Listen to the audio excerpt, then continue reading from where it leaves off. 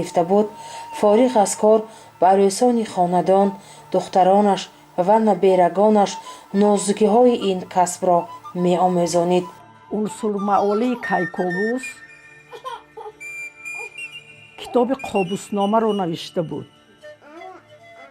آن کتاب نصیحت به فرزندش.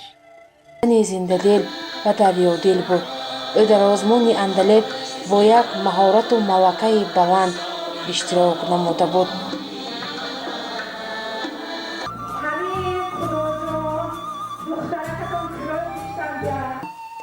هم اگر اشک گرید در غمت من درد میگیریم. تو رفتی و بهار عمر من هم رفت همراهت.